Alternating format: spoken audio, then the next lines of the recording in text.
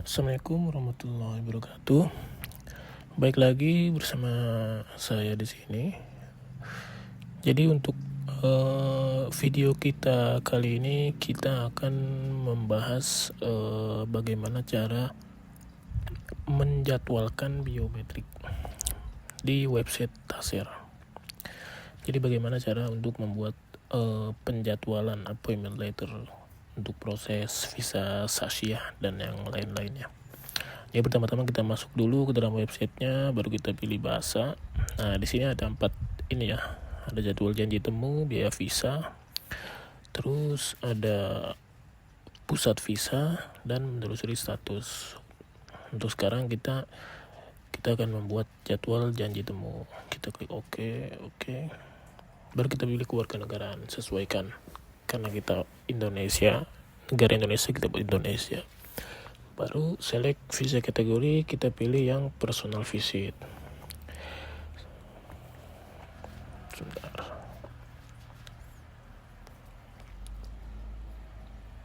Oke, kita lanjut. Nah, di sini ada jadwalnya ya, ada Jakarta, Halim, tanggal normal tanggal 28 dan lain-lain. Nah, itu kita continue aja. Kita langsung centang aja. Ini kita pilih individual ya. Baru kita masukkan nomor mustanad. Ini nomor mustanad ya. Nomor mustanad itu yang biasa nanti kan kalau ada mustanad itu nomor di pojok sebelah kiri paling atas atau di sebelah kanan juga ada. Dan kemudian masukkan nomor ID number ya. ID numbernya itu maksudnya nomor kafilnya. Nomor kafilnya kita masukkan, baru kita next. Nah, di sini kita masukkan nama pemohonnya ya, nama pertamanya, nama awal. Kalau misalnya 3 langsung aja tulis di depan, dan nama terakhirnya kita taruh di last family names. Kemudian laki-laki, kalau perempuan kita checklist yang dilayani oleh wanita. Status pernikahannya single atau sudah menikah atau cerai atau apapun itu ya. Warga negara udah pasti Indonesia, agama Islam, pekerjaan kita masukkan dulu. Ini saya sekalian untuk menjadwalkan jamaah yang mau proses, insya Allah ya, mudah-mudahan lancar. Nah, baru kita masukkan nomor handphone, kemudian email yang aktif. Jadi email ini untuk nanti PDF yang jadwalnya ini masuk ke dalam email kita ya, dan nanti setelah visa itu stamp akan masuk notifikasi ke email kita langsung. Kalau untuk nomor HP itu nanti akan masuk lewat SMS. Ini kita masukkan lagi, ini yang multiple 90 entry ya. Jenis transportasi, biaya air, pelabuhan masuk Jeddah bebas itu ya. Kemudian alamat rumah sesuai dengan KTP saja.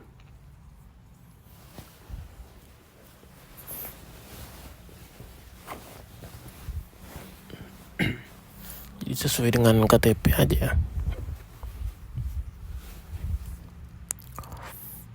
Kita masukkan dulu. Nah, baru kita masukkan nomor paspor.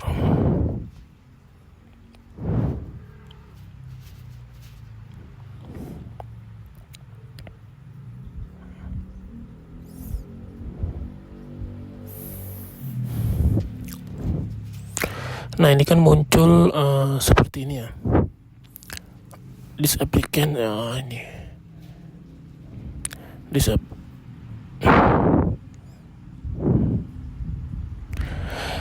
application This application ya. Ini jadi kalau misalnya muncul kayak gini, itu nomor paspor ini sudah pernah dijadwalkan biometrik, tapi belum atau tidak jadi proses begitu. Jadinya ketika kita jadwalkan ulang, dia akan muncul seperti itu. Dan di situ ada keterangan kalau untuk kita mau menjadwalkan ulang yang normal itu baru bisa di tanggal 4 September.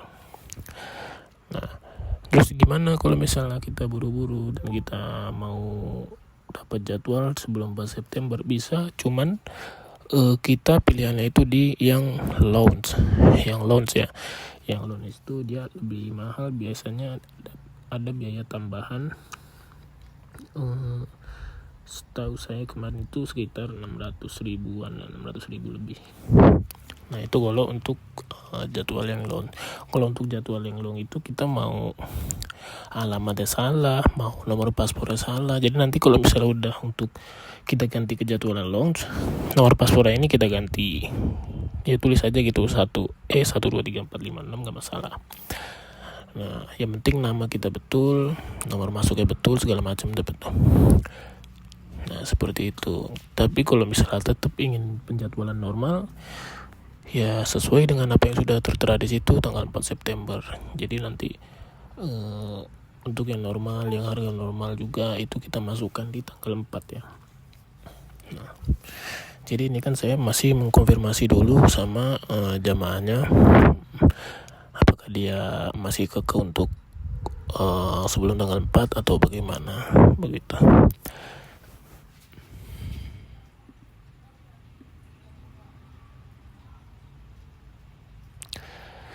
Nah jadi setelah diskusi segala dengan apa yang sudah saya beritahukan dengan customer saya, ternyata betul dia sudah menjadwalkan di appointment ini sebelumnya gitu dengan temannya. Ternyata dia tidak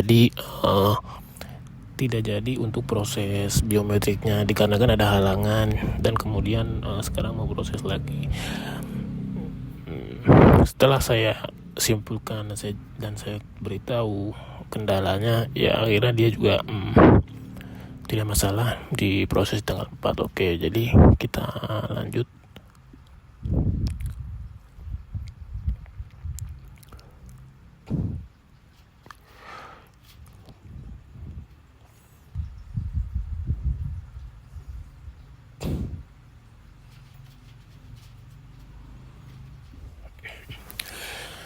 Terus kita lanjut ya. Jenis paspornya normal, tempat diterbitkannya di mana,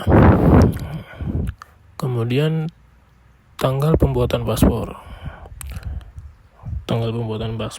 kemudian masa berlakunya,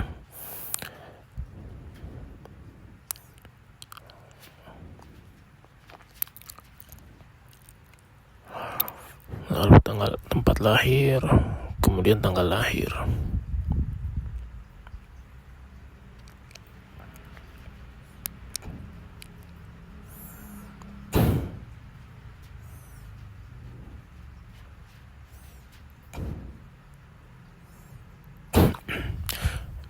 Langsung kita next.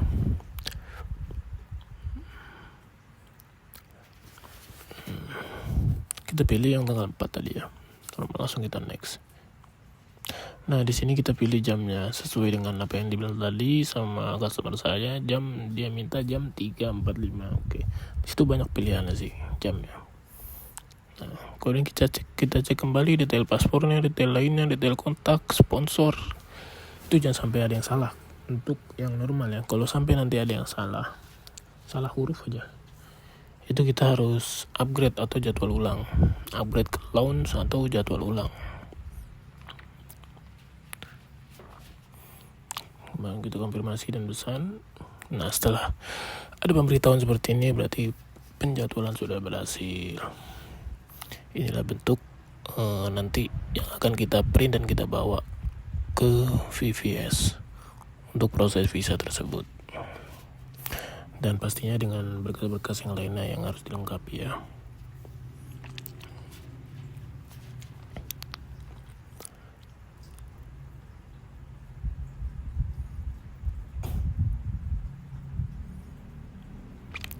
Dan untuk proses visa tersebut biasanya memakan waktu 3 hari kerja, 2-3 hari kerja itu normalnya. Jadi misalnya hari ini proses, hari Jumat proses, Sabtu Minggu itu libur.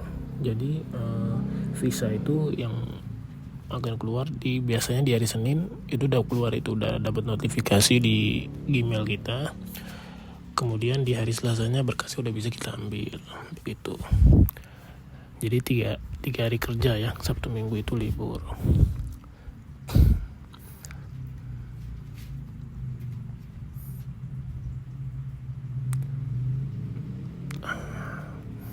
Dan untuk menelusuri status itu, jadi untuk menelusuri sampai mana status permohonan kita, nanti kita masukkan di situ nomor enjas itu yang tertera di appointment letter yang udah kita dapat. Baru kemudian masukkan tanggal lahir saja begitu, atau nomor referensi janji bertemu itu yang di appointment letter tadi ada ya, nanti kita masukkan begitu. Kemudian pusat visa itu di mana saja letak kantor VVS-nya berada ya. Seperti yang kalau di Jakarta itu kan ada di Halim, di Jalan Halim, Protokol Halim, di Gedung Geraha Dirgantara, di Kuningan, dan di satu lagi di Surabaya. Dan ini untuk ini ya kayak biaya visanya ya untuk dibayarkan ke dalam begitu. Dan ini harga belum termasuk dengan nanti harga asuransi. Asuransi itu menyesuaikan dengan umur, semakin tua semakin mahal begitu. Dan kalau usia di bawah 21 tahun itu untuk proses visa Sasia itu ada dokumen tambahan begitu. Jadi harus lampirkan akte lahir, kemudian surat keterangan orang tua, dan visa pendamping.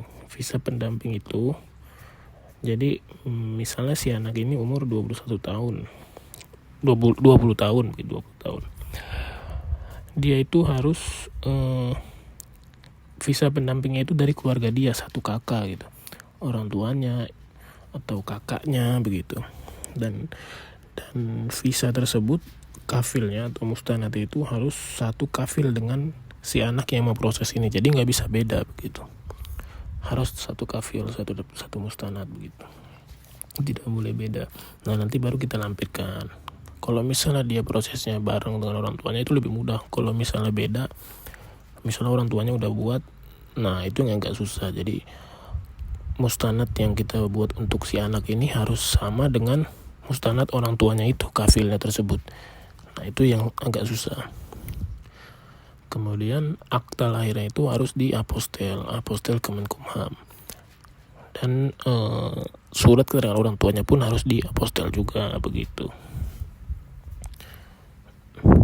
Dan kalau dia nanti prosesnya bareng dengan orang tuanya itu biasanya nanti jadi nunggu yang punya orang tuanya itu jadi, nanti visa tersebut dimasukkan bareng dengan berkas atau dokumen yang punya anaknya.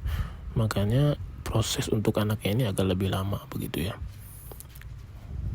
Jadi biasanya bisa makan waktu ya, jatuhnya sih sama normal, cuman untuk yang anaknya ini diproses setelah visanya itu stem begitu. Nah, mungkin ini aja sih untuk sekarang ya. Jadi nanti kita akan di video selanjutnya kita mau bahas bagaimana cara mengecek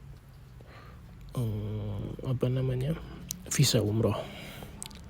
Kebetulan juga kemarin saya ada ngecek visa umroh dari customer juga, langganan. Itu dia minta tolong untuk dicekkan visa umroh mereka begitu.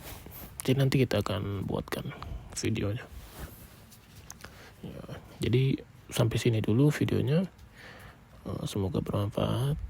Dan kalau ada yang masih kurang paham atau masih kurang jelas bisa ditanyakan, bisa di komentar. Terima kasih. Wassalamualaikum warahmatullahi wabarakatuh.